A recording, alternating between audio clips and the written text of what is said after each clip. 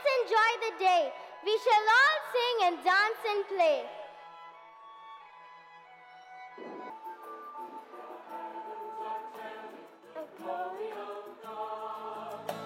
And all creation is shouting for joy. Come dance in the forest, come play in the field, and sing, sing to the glory of the Lord. Praise for the sun, the bringer of day.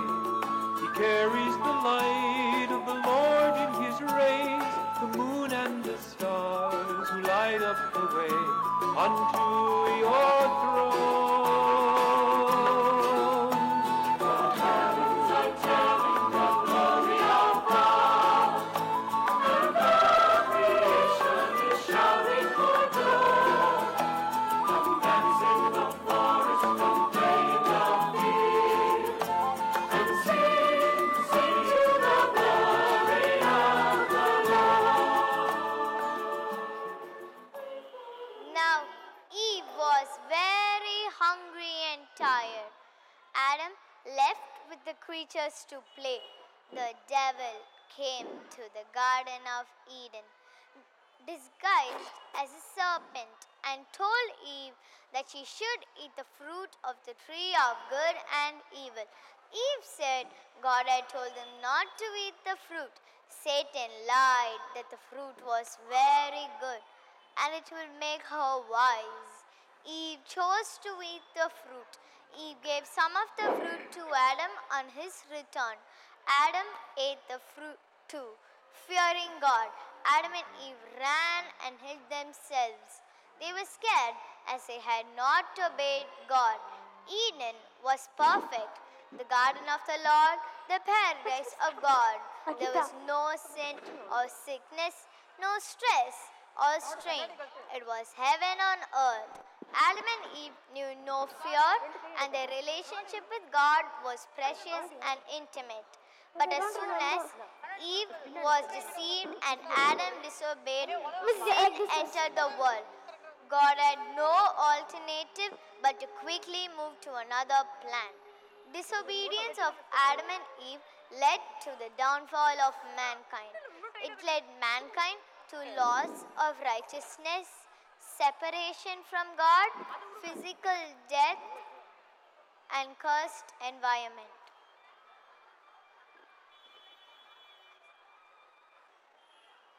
You shouldn't have eaten the fruit. Now see, we have come to learn that we're naked. Adam, then why did you eat the fruit when I gave it to you? Had not God told you not to eat the fruit? Stop blaming me. You stop blaming me. You should have thought twice when I gave the fruit to you. All right, let's stop the fight. Now we have to pay the price for our disobedience. When God found out their disobedience, He sent them out of the Garden of Eden. God gave Adam and Eve commandments to live. After Adam and Eve, God told His people to make a sacrifice to Him, to wash themselves from their sins. To make a sacrifice, people killed an animal and burnt the animal on an altar of stone. This is a symbolic representation of Jesus who would sacrifice His life for us. As foretold, Jesus came to this world to turn our barren and hopeless lives to abundant lives by becoming the living water.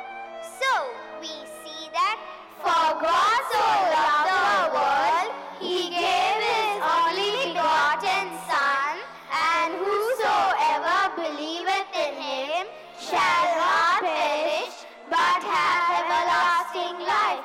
John 3:16. Thank you. Dramatist and world's most preeminent dramatist. The comedy of errors will now be enacted by our school students.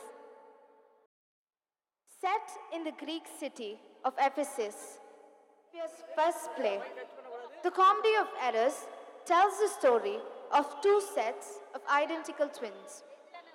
Adrian, a prosperous merchant of Syracuse, and his wife Emilia become the parents of the identical twin sons. They buy another pair of identical twin boys, born that same hour, to be the servants for their own sons. They name both sons Antipholus and both servants, Dromio. Unfortunately, in a shipwreck, the family gets separated. Aegeon, with one twin son and his servant, is separated from his wife Emilia and the other two twins.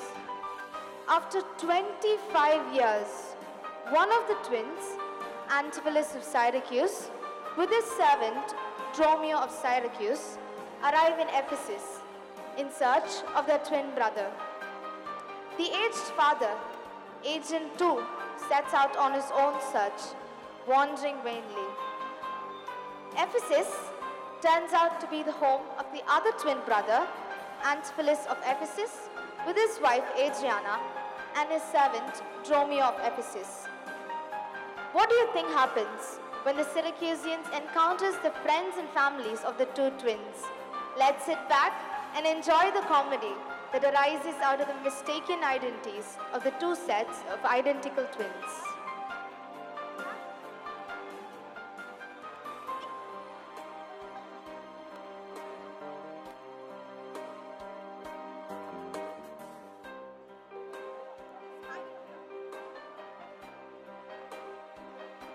Get it over with. Just give me the death sentence.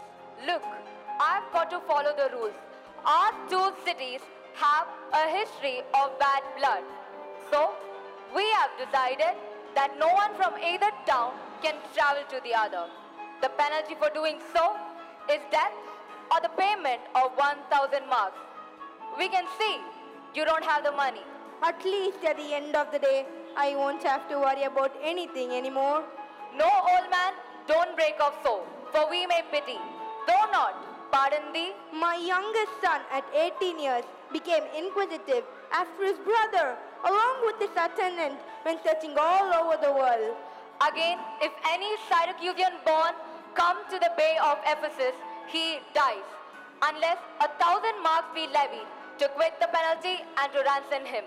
Yet, this is my comfort. When your words are done, my woes end, likewise with the evening sun. Try all the friends thou hast in Ephesus, beg thou or borrow, to make up the sum and live. If not, then thou art doomed to die. Officer, take him to thy custody. Yes, I will, my lord.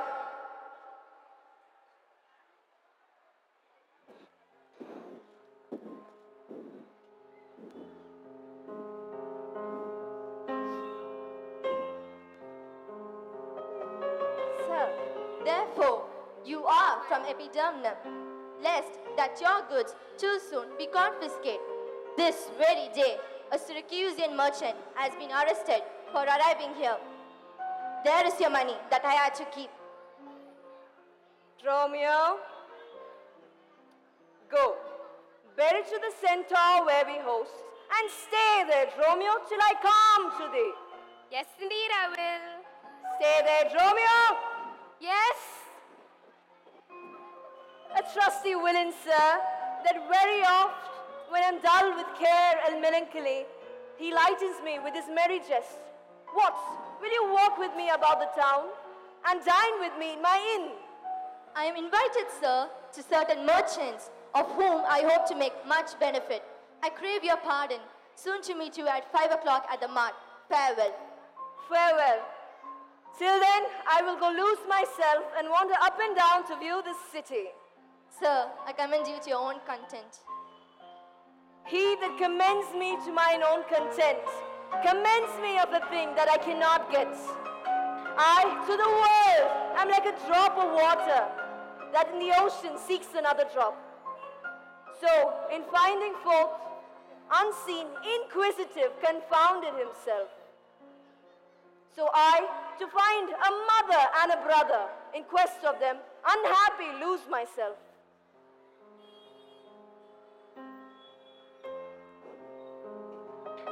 Here comes the almanac of my true date. What now? How chanced thou art returned so soon? Return so soon, rather approach too late. The clock has struck 12, and my mistress is so angry because the meat is cold. You mistress, stop this wine and tell me this, I pray. Where have you left the money that I gave you? Oh, 6 pence that I had to pay the saddler for my mistress, Krupa. I am not in a sportive humor now. Tell me, where is the money? Where is the gold I gave in charge to thee? To me, sir? Why? You gave no gold to me. Come, Dromio, come. These jests are out of season. Save them for a merrier hour. Tell me, where are the 1,000 marks I gave you? Methinks the mistress wants you home for dinner. Take that, you surname. For God's sake, hold your hands.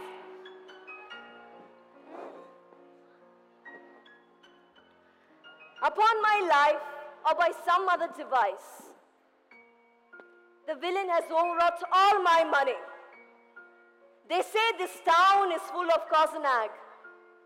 As nimble jugglers deceive the eye, dark working sorcerers that change the mind, and soul-killing witches that deform the body, disguised cheaters, prating mountebanks, and all such like liberties of sin.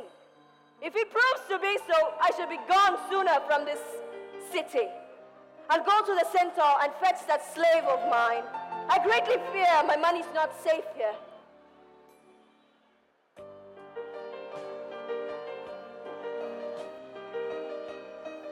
Neither my husband nor the slave returned, that in such haste I sent to seek his master.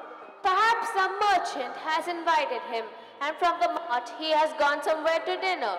But why should their liberty than ours be more? Because their business still lies out a door. Say, where is your master? Oh no, he struck me so badly for no reason of mine. I could too well feel his blows and scarcely understood for what reason. But say, is he coming home? Sure, mistress, my master is horn mad. Horn mad, thou villain, go back again, thou slave, and fetch him home. Go back again and beaten again? For God's sake, send some other messenger. Get him, you slave, or else you'll be beaten.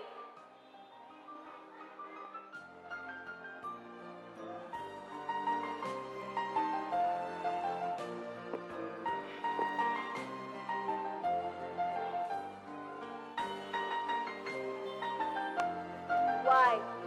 How now, sir, is your merry humor altered? You know no centaur, you receive no gold, your mistress sent me home to have dinner. Was thou mad?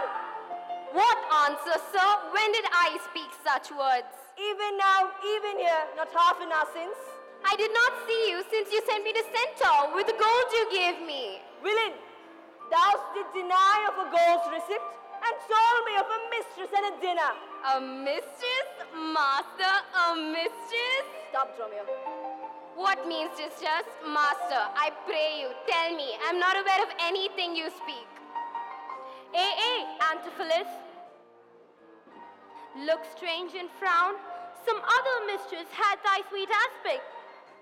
What please you, Fade? I know you not. In Ephesus, I am but 2 hours old. Oh, brother, how the world is changed with you. She sent for you by Dromio to come home for dinner. By Dromio? By me? Did you, sir, converse with this gentlewoman? I never spoke with her in all my life. How can she thus call us by our names? Oh, come, no longer will I be a fool. Can I have a moment with Dromio? Whatever, just come back soon. Whew, that woman. Am I in earth, in heaven or in hell? Sleeping or waking? Mad or well advised? I'm gonna kill you, Dromio.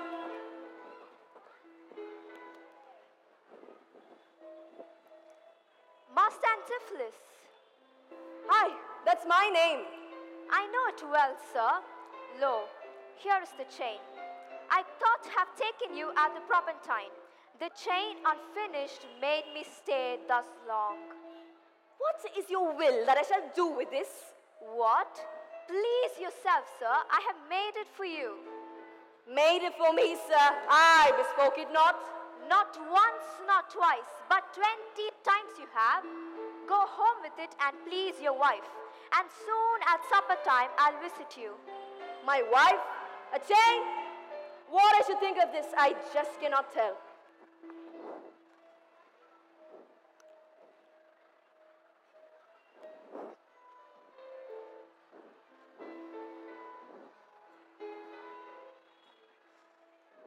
You know, since Pentecost, the sum is due. Repay me, or else I will attach you by this officer. Even just the sum that I owe to you is growing to me by ant Phyllis. A man is well known for his words. I promised your presents and the chain, but neither the chain nor the goldsmith came to me. Saving your mad humor, here's the note how much your chain weighs to the utmost carat. Well, I'm not furnished with the present money. Besides, I have some work in town. See you soon. Well, sir, I will. Have you the chain about you? No, I hope you have. If not, you may return without your money. You know I gave it to you half an hour since. You gave me none. You wronged me much to say so. Well, officer, arrest him at my suit. I do, and charge you in the Duke's name to obey me. Consent to pay thee that I never had? Arrest me, foolish fellow, if thou darest. Here is the fee. Arrest him, officer.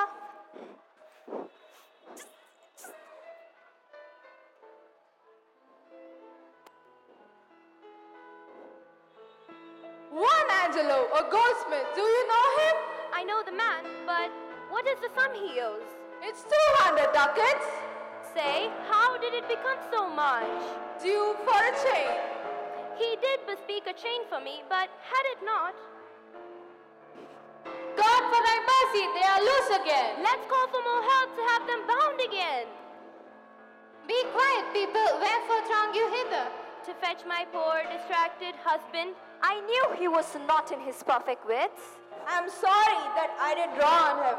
Let's go and tell the Duke of this in dignity. Come on, I will fall prostrate at his feet and never rise until he forgives.